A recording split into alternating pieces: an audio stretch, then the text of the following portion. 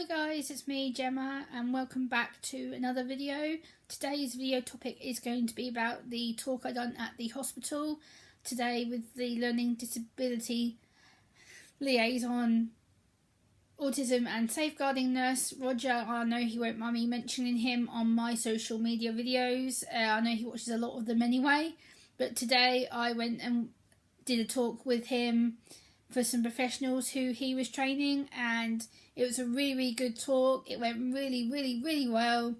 You know, I was a little bit anxious before I actually got up to the room where we were upstairs. When I got to the hospital, the first thing I said to him was, Roger, I'm actually really anxious, and I felt really panicky. I was a bit shivery, but that soon disappeared when Roger said to me, they're a lovely group of people, they're all excited to meet you, and it's going to be really good, you'll smash it. So with that being said, I went along with it, and I somehow managed to reduce my anxiety to a point where it didn't bother me as much, and I managed to get myself to quite a calm state and relaxed most of the time. And I think because of the talk being quite prepped and organised, questions were based on certain areas of autism which Roger had asked me to do. Because I've done it before for him, I think it's the security of knowing that he's there to look after me, he's there to back me up, he's there to help me in case I get stuck, or if I start becoming anxious or feeling unwell, then he's there to help answer things that I necessarily might not be able to answer in a more medical sense of autism. So we feel that it went really well. The group were absolutely lovely, could not fault them at all, absolutely brilliant, amazing bunch of people.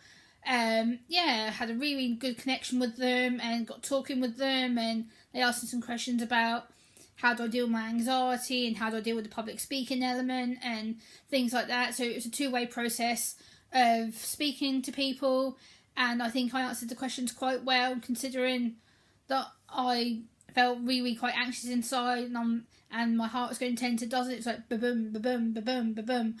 But I managed to get to a point where it didn't really bother me, and Roger was there to, like I say, to support me and to help me with the answers, and if I needed to, he would come in and say things. So he was like saying to me how well I'd come in the last year or so with regards to my communication, turn taking, because that's something that I'm still learning to do. I know I need to get better at it, but turn taking is something that I'm not very good at most of the time. I have to learn when isn't appropriate to speak or when isn't appropriate. So it's that boundary again of where to give people leeway and for them to communicate with me.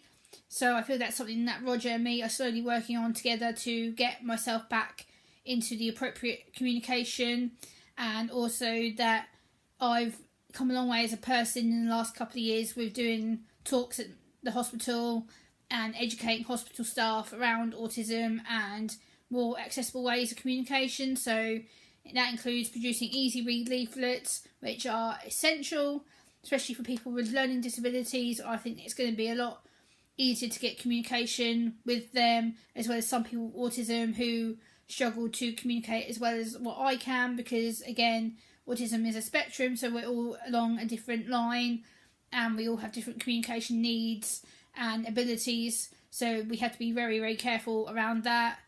And also we mentioned about fidget toys, or stress toys as they're called.